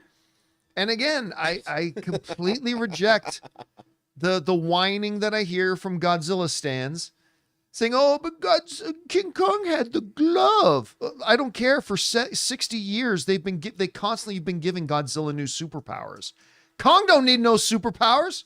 Kong will just beat the shit out of you because he's Kong. Yeah. I don't need to have magical healing this and magical nuclear breath and magical this. No, They also He made does Kong. need dental insurance. They also made Kong like 10 times larger than he normally Kong is. needs dental insurance. That's Yes. his biggest fear. Absolutely needs dental insurance. All right, what's next? Anonymous says, hello, everyone. Do you think anyone from the Dune 2 cast deserved either a Golden Globe nomination or SAG? Any Oscar chances? I remember that you were saying before Javier Bardem was a possibility earlier last year. Keep up the good work. Javier Bardem, listen, There should be a breakout character. this is He a was funny. 100% the fact that Dune came out so early in the year. Javier Bardem, I'm not saying he should win. There is no excuse for Javier Bardem not being nominated for Best Supporting Actor. There's just none. Oh, you're talking about Oscars or just Golden Globes? I For can see Golden Globes, Well, and SAG. for the SAG Award nominations, for everything. There is no legitimate excuse for Javier Bardem not to get that. This is clearly a recency bias thing. You know, Jonathan brought it up, and I think he's 100% right. Like, if Dune 2 had come out when it was originally going to come out, which was in Oscar season last year, Javier Bardem 100% would have been nominated. But it's a movie that came out 10 months ago, so it's all recency stuff. And listen, I'm not going to make an argument that Zendaya should have been nominated. She was great, but I'm okay with her not getting nominated. Timothée Chalamet was amazing, but you can't be nominated twice in the same category in the same year. And I haven't seen A Complete Unknown, so that's the one film I didn't see. So I'm fine with Timothée Chalamet not getting nominated for Dune 2 either. I'm totally fine with that. But the Javier Bardem thing, he absolutely should have been nominated, 100%. And I'm now really worried that the recency thing is really going to hurt Dune 2 at the Oscars. Because it's not just the best film of the year, it's the best film to me of the last 10 years. And it's crazy. And you know what? Denis Villeneuve didn't get a DGA nomination. The Directors Guild of America put out their nominations and Denis Villeneuve didn't get. That's insane. That's insane that he didn't get nominated for that. But, you know, whatever. It is what it is. It's all subjective. So we move on. All right, what's next? SM33's Hawaiian Punch says, what I like the most about Creature Commandos is that the backstories of each character gives the show an episodic structure while also playing a part in the main story. Superman will likely be a better main gate for the DCU, but this was a neat back door. Yeah, I didn't love the first two episodes, but now that I'm caught up without having seen the final episode yet, I can see why people were really, really positive on the show. Again, that Weasel episode to me was devastating, like really, really devastating, in all the best ways possible. So yeah, I'm on board with it now. All right, what's next? Okay. Aaron Moen says, hey, John and crew, just thought I'd share some of my top shows of 24. Interview with a Vampire, Penguin, let's see, season 2, and then the Penguin, then Fallout 4 was great, Shogun, of course, Masters of the Air, House of the Dragon, The Walking Dead, and The One Who Live, and The Boys season 4. We had a lot of good TV What's The One year. Who Live? The Ones Who Lived. I'm not familiar The One with Who that Lived. I'm not sure. Yeah, I'm not familiar with that one. Other than that, great list, great show. And I also haven't seen Interview with the Vampire yet. Yeah, Never watched that show. All my friends who do watch it say it's great. I've never seen it It's myself. on Right. that AMC, right? That AMC. Oh, they're saying that It's Walking Dead is it's a Walking Dead Right. show. The Ones Who Lived. Yeah. Oh, that's the Rick show. Okay, Yeah. I never saw a Rick. single episode of it. I'm so tapped out of the Walking Dead that it's just, I don't know. They've got more Walking Dead shows now than CSI shows. So, all right, what's next? Walking Dead Miami. Matan says Nolan will probably do a stop motion as he likes to do stuff practically, and he did a documentary short about the brothers Quay. I think it's about an animated He film. won't Yeah, do a yeah. stop motion film. Well, you know how I tried to categorize that And he's- question yesterday. I know, but he's definitely not going to use stop motion for visual effects in his movies. Like that's not going to happen. Yeah. All right, what's next? Jay Nicholson with a two-parter idea. In Doomsday, Doom is in the middle of destroying a multiverse Wakanda. That universe is T'Challa's grieving over his dead son, family, and burning kingdom. A star portal opens up behind him, and America Chavez steps through. T'Challa slowly stands, takes off the helmet, reveals the new actor. Then there's a title card. It's an easier way to write the new actor in the role, and America is one of the few who can jump universes. I think she could play a big part in Doomsday and Star Wars. She could. She very well could. I mean, like, because there is your one conduit that I don't think she played much of a role in the Secret Wars comic run, but in the cinematic universe, she's definitely something to do that. Listen, the thing about that is definitely a good way they could introduce a new actor, but being the multiverse, they could do it 100 different ways. 100 different, 1,000 different ways. But that is definitely one easy way to do it. You just open it up with a Black Panther defending Wakanda, whatever his world is, and America Chavez coming through and like him taking off the mask and seeing John David Washington or seeing John Boyega or seeing whoever else, like a new actor in the role. That's a good way to do it. All right, what's next? Charlie says, hey, John and crew, great year of film we had in 24. I've landed on my top 10 being Twisters. Then really? As your number one movie of the year? Yeah. Right. So that's right. Strange Darling, Deadpool and Wolverine, Hitman, Smile 2, Wicked, We Live in Time, The Substance, Anora, Dune Part 2. I think Dune Part 2 is number one. Yeah, Dune Part 2 is number one. 10 was Twisters. Being 10 through 1. Yeah. Okay, I get it. Hey, again, Twisters. The neat thing about Twisters for me, it was my first ever 4DX movie experience. And it was the perfect movie to experience 4DX. Like with from the pickup trucks driving over the rough ground and the tornado blowing things around. It was the perfect. I've not been back to 4DX since. Yeah. Because I have a hard time imagining a better film to match with 4DX than Twisters did. F1 might be the next one. F1 would actually be a really good one for F1 that. You're right. Would be so amazing. That's actually a good call. That's my next one. That's my next trip to 4DX is going to be F1. That's a great call. All right. What's next? Optimus Prime Rib says, every time you get him, recasting Black Panther, you say? Timothy Chalamet, welcome to the MCU. Yeah. How do you transform into that? All right. What's next? I'm rape. Dookie Shoes says, hola amigos, seen you guys discussing who should be the next Black Panther. I think David Johnson from Alien Romulus would crush it. Also, do you think RDJ will get killed off as Doctor Doom in Secret Wars? He would be good. He was fabulous in Alien Romulus. He was great in it. Yes, I do believe Doctor Doom gets killed off after Secret Wars.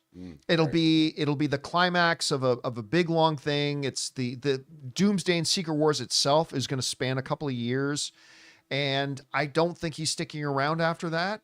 So yes, I do. Again, I'm not saying I'm putting money on it, but if my guess, just a guess, my guess is that Robert Downey Jr.'s Doctor Doom comes to an end at the end of Secret Wars. All right, what's next? AL in a two-parter says, hear me out. In the series, how it should have ended, there's a running gag where we see Superman talk to Batman at a coffee shop. I'm Batman. A while ago, James Gunn asked someone on Twitter an explanation about this gag. What if in Superman we see that in a post-credit scene, and that is our reveal of the DCU and Gunverse version of Batman? Whether it's a new actor or Robert Pattinson, probably unlikely, but it would be. It seems a little bit like the shawarma scene, though, in Avengers. A bit, but I would not put it by James Gunn to at least have a little something, a little shout out scene to that, because again, at the end of everyone, it's Batman and Superman sitting in that coffee shop, and at some point the line is, "Because I'm Batman." Gets said in it, and it makes me laugh. It makes me laugh every time I hear it. I wouldn't doubt it. I wouldn't put it past. Let's say this: I wouldn't put it past James Gunn to throw in even a little homage to that at some point, somewhere in his DCU. All right, what's next? Joel Acevedo says, hey, John, wouldn't Killmonger from another universe as T'Challa create the same narrative potential as Iron Man coming back as Doom? Which is a great reason why they shouldn't do it. Anyway, keep going. A hero comes back as a villain comes back as a hero. I think you could tell a good story there. A lot of conflict. Except the problem is that first of all, they're already doing it with Robert Downey Jr., so that's just another reason why you shouldn't do it with Killmonger, because you're already doing it. The second thing is this. Everybody forgets, because of how great Michael B. Jordan was in the role and how just great and rich of a character Killmonger was, we forget that Killmonger was a genocidal, ultimate evil person. He talked about murdering children. He caused the deaths of a huge number of Wakandans. He tried to usurp the throne. He tried to start a global war. He talked about how he's even going to kill his enemies' children. He was a genocidal, murderous psychopath. To believe that anybody in Wakanda would accept that guy as the new king of Wakanda or protector of Wakanda, no, there's no narrative way to make that believable. There's just no narrative way to make that believable. It just couldn't happen. Like, to give an extreme hyperbole example, it's like, let's say we had multiverse. A guy comes back who was Adolf Hitler in another universe and say, oh, you be the prime minister of Israel. It would never happen. And so, yeah, no, just wouldn't be able to do that at all. Now, I'm not saying there's not a way to bring back to Killmonger in some other role, but to bring back Killmonger as the new Black Panther, narratively, it just doesn't work. Anyway. All right, what's next? Tron says Den of Thieves is tracking for a $13 million opening on a $40 million budget. For context, the first film opened to 7 years ago. Also, it comes out today. No reviews are out yet. Poor Lionsgate. Oh, is that Lionsgate? I didn't realize. I didn't even know Den of Thieves 2 came out today. This weekend is its opening weekend? For some reason, I thought it was next weekend. Oh, I should have said Den of Thieves 2. I thought they haven't even shot it yet. Oh, no, January 10th, But the trailers have been out. Oh, I haven't seen the trailer. No, It this comes weekend out it's today. This weekend it's out, but I didn't realize it was a Lionsgate again. So Den of Thieves. Yeah, because it's So the movie comes out today, the 10th, but today. and you are correct. No reviews yet. Maybe it's just no one wanted to not a see good it. sign. It's not that they didn't allow it; everyone passed. Yeah, it's not. It's not a good sign that here we are the day of the movie, and right now on Rotten Tomatoes, no reviews. So they're taking some of that, the huge wins they got last year and bring it into the new Yeah, year. just carry over, Yeah. win after win. Lionsgate, what's going on over there? Not a good sign for Den of Thieves 2 that it is literally opening day, and I am not seeing any reactions or any reviews for it yet. They really need a successful ballerina. Yeah, it will. Anything. Ballerina will be successful. Yeah, they need a successful anything at this point. They've had like I 3 love or 4. Lions. Listen, make no mistake, I'm a big fan of Lionsgate. Oh yeah, definitely. I think they're a great history. non-major studio. I really love them. But they've had their struggles, and I really hope for a much better 2025 for them. All right, what's next? Oscar says regarding the Batman 2 delay. Remember there was a 7-year gap between Terminator and T2. Also 6 years between Guardians, Deadpool, and Doctor Strange movies. Let's give Matt Reeves credit for not rushing out a half-baked sequel. Although with Terminator, we didn't really know there was a T2 coming. There are massive asterisks to all of those examples. Big wait between Deadpool. There was a little thing of a complete studio changeover, right? Like that's not a small thing. Because I guarantee you, had the takeover not that taken place, had Disney not bought Fox, we would have gotten a Deadpool 3 a lot sooner. 100% we would have got that a lot sooner. So there's a lot of things to work out and all that kind of stuff. And now suddenly Deadpool, which didn't have to fit into anything, had to fit into an MCU. Kevin Feige had to figure out how to work all that in. He was obviously already had a big release schedule, big release slate. They only have so much time and resources, all that kind of stuff. Then you're talking about all these other things that are part of grander cinematic universes. The thing. They have to wait in line. That have to wait their turn. Yeah. And before they can go into production. They're not standalone, isolated things. Matt Reeves' Batman is. It's also not like the Terminator, where they made the Terminator thinking it was going to be a franchise. They decided to turn it into a franchise later. Matt Reeves went into making the first Batman understanding that the goal was to be a trilogy. I mean, the head guy, remember the head guy at CinemaCon said as much when the first one was come out, that this is going to be, we're going to have to see how the winds blow, but the ideal thing is to make this a trilogy. So it's not a part of a cinematic universe. It didn't take part in a massive studio turnover, and it already was made with the first one with the idea that it was supposed to have multiple ones. All the things you're comparing it to do not apply. It doesn't apply to the system they have here. So yeah, I'm sorry, 5 years in between these films when you knew it was meant to be its own standalone franchise, there wasn't studio turnover, and it doesn't have to fit into the production schedule of a cinematic universe. I just don't think I think they dropped the ball. Now, at the end of the day, the most important thing is that Matt Reeves makes a great movie. That's the most important thing. I just 100% will never believe that he could not have accomplished that with a 3-year break in between them, or a 2-year break, or hell, even a 4-year break. That's just my thing. I think it's not an either or. I think it should have been a both and. But hey, as long as the movies are great, we'll forget about it. We will. We go in to see the Batman 2, we'll forget all about the wait and the delay. Mm-hmm. All right, what's next? Let me scroll up Blade. here. Mad Dolphin fan says, my conspiracy theory about DCU Batman is they're waiting to see how Superman performs, but if it's a bust, they'll fold in the Reeves-verse to retain interest in the DCU. No, none of that is true. None of that is true. People really want this Batman to be in there, man. Listen, one of the, not the only reason, but one of the big reasons the DCEU failed was that all the people in charge, who, by the way, they were constantly turning over the people who were in charge. That's part of the problem. But was that they were so reactionary. They never had a plan and just stuck to it. It's like, oh no, this didn't go as well as we wanted to. Oh, change what we're doing next. Change it to this, and now change this, and now change. Like, they were so reactionary.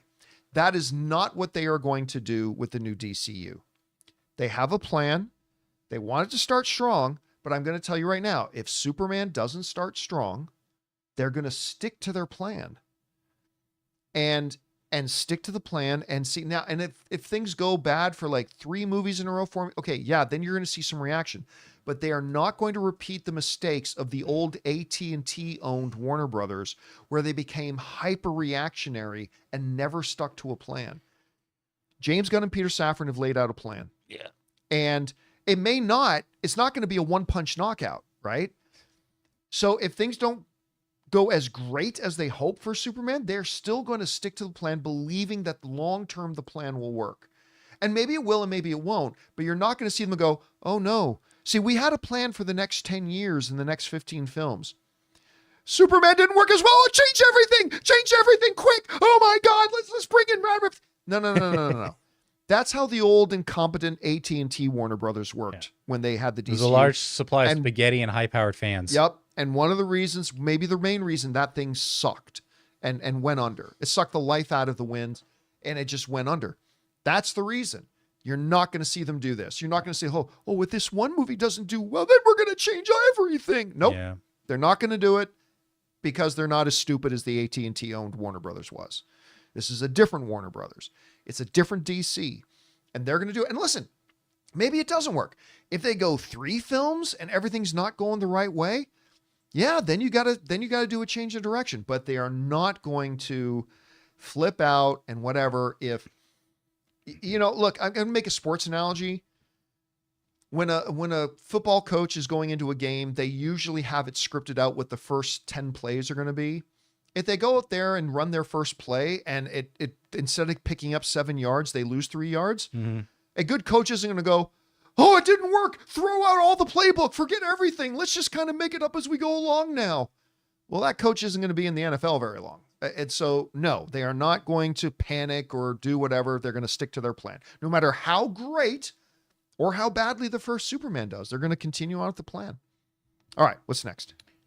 Your Orlando Informer says, hey, John, hope everyone is staying safe with the fires out there. Maybe we can trade 1 year a fire for a hurricane.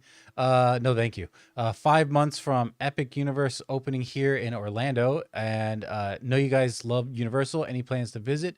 The fire windmill looks epic. I have no plans to visit.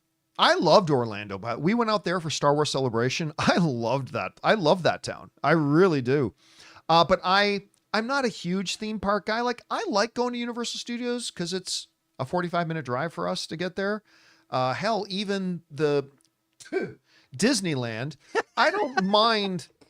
My wife. That might have been the most Sicilian thing you've done on the show. I will go to Disneyland because my wife loves Disneyland. Heaven help me. But so I will go with her because the number one job in my life is to make my wife happy. That's my number one job in life. So I'll go, period. But even then, it's a half-hour drive. I'm not going to get on a plane and fly across the country to go to a theme park. Yeah, so probably not. But I do love that town. And hey, if my next visit out to Orlando happens to be there, yeah, I'll probably go to Universal Studios out there and check it out. All right, what's next? So we're gonna move on to our members here. Chris Short says, do you think the Last Starfighter remake could do well today? I think so. Listen, in the world of remakes, I've always said this. Here's the rule for judging if a film is a prime candidate to be a remake. Number one, a minority of the current movie-going audience have seen the original. Number two, could the story be contemporary to today? And number three, could the movie being remade benefit from the advanced technology that we have? No film fits the criteria to be a prime candidate for a remake than The Last Starfighter. The Last Starfighter, which is already a great movie. A lot of the current movie-going audience has never seen it.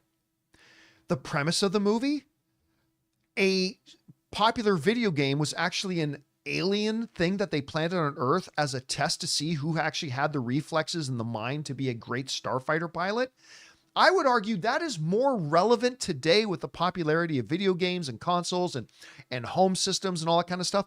That plot idea is more relevant today than when that movie first came out. And then as far as the technology, it's a space battle movie, man. This movie would so benefit from advanced technology. So I don't think there has ever been a movie more ripe for a remake than The Last Starfighter. And God, I would love it.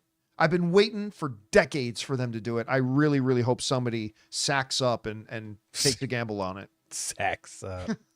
All right, what's next? Sir Mouse says, Thunderbolts stunts were achieved with practical effects, no CGI. Will this set a new trend? I 100% guarantee you there is CGI in the Thunderbolts.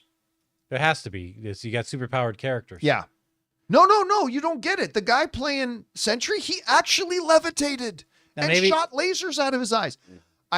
Listen, I'm sure there are action sequences. Yeah, like explosions that were real and whatever. I'm sure there are scenes and sequences where this action sequence was all done practically. I've no doubt that probably happened.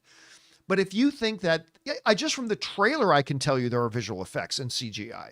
100% there's CGI in this movie. No doubt. Anyway. All right, what's next? We got Patrick in the live chat. You mean to tell me that Bucky's arm is fake? Anyway, all right, what's next? We got let's see. Oh, sorry, that's why I can't read it. Life is so rich. Will Oscar voting for nominations be pushed, have an effect on the results with more award shows announcing winners and results prior? Nah, not at all. Somebody wrote in yesterday saying, hey, now that the Golden Globes announce their results, that'll influence the Oscar voters. No, it won't. Like, honestly, just think you yourself. If you watching the show right now, if you were an Oscar voter, you've already decided who you're voting for. And are you going to have your mind change because of who did or didn't win at the Golden Globes? You wouldn't change your mind based on that. And neither do the Oscar voters. So no, I honestly don't think it's going to have any implications at all on who does or doesn't win anything. I think everybody who's voting, all the 8,000 voting members of the Academy have already decided who they're voting for. So I really don't think this is going to have any impact on it at all. If anything, the results of some of these award shows may give us some insight as to which way the voters may go. But again, I don't think it's going to influence anybody who's voting. All right, what's next? We got Dakota Moon. It says, love from Texas. Just want to make sure you guys are okay. Praying for the safety for you and all your loved ones. Thank you, man. Again, fortunately for us, we're again here in the studio. We are about 45 minutes east of LA. Yeah. Me and Chris are in the thick of it more. Yeah, Chris and Jonathan are in there, which is why Chris hasn't been in the last few days, why Jonathan hasn't been the last few days. But hopefully the winds are going to start to die down in the next 24 to 48 hours or so, and they're going to be able to get a better grip on this thing, hopefully. All right, what's next? Jimmy just asks, well, we haven't, if we've been affected, we've answered that, but what impact will it be on Hollywood? Temporary at most. I mean, you know. Yeah, again, this isn't like the writer's strike, which ground everything to a halt for 6 to 8 months. Yeah. I mean, it's definitely impacting things today, but the impact will be over. Yeah, and For the industry. I mean, the impact on individuals and people Yeah. might be a lifetime. Sure. But as far as you're asking about the industry, minimal. Yeah. Minimal, I think.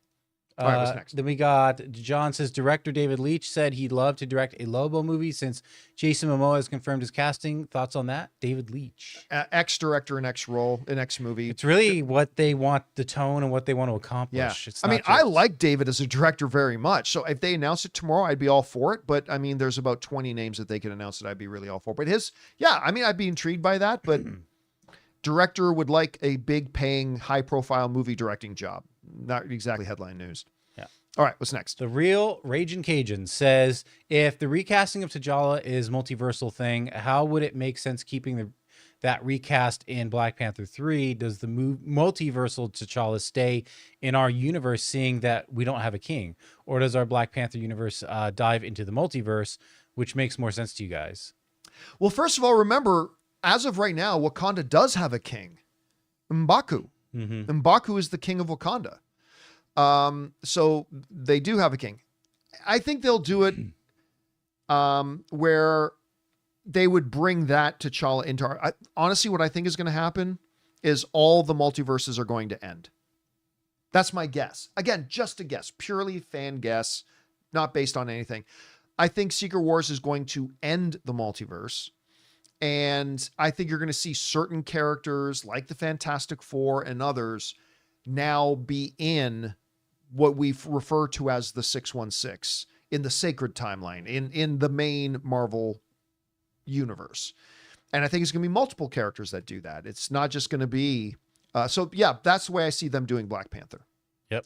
Again, I'm just guessing. I'm just Sure, a we fan don't as know. anybody else, just guessing. So don't take that to the bank or anything. All right, what's next? Oh, sorry, wrong one. Varun says, which can be bigger, Toy Story 5 or Shrek 5? I go Toy Story, but they both could be huge. I'll go with Shrek. It's been a minute for Shrek. You might be Yeah, right. okay. The only reason I won't say Shrek is because, well, Puss in Boots did really well, and that's a Shrek universe movie. It didn't exactly look. What was the box office of the last Puss in Boots? I'll say, and what was it? The Last Wish or something? Yeah.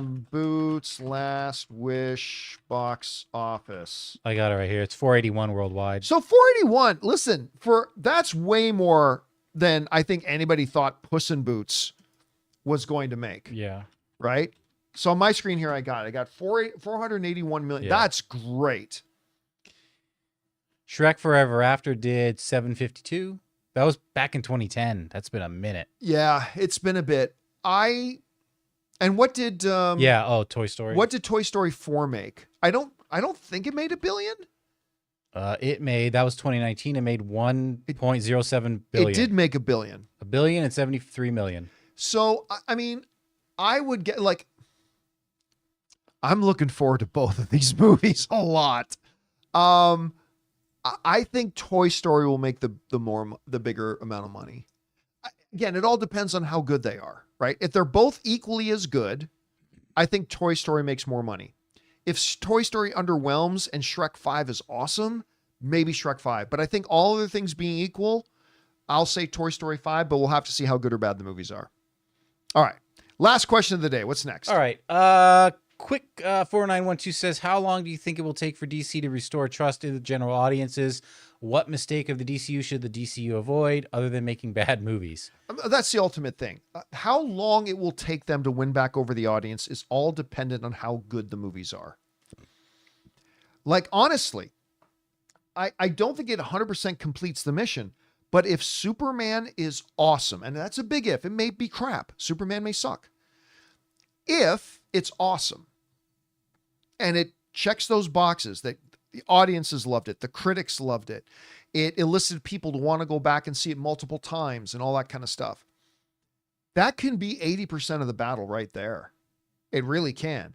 Now, I still think it'll need a follow-up to do really well as well, to really say, okay, now it's living up to its potential. But I'd say if they knock it out of the park with the first 2 movies, I'll say 2 movies.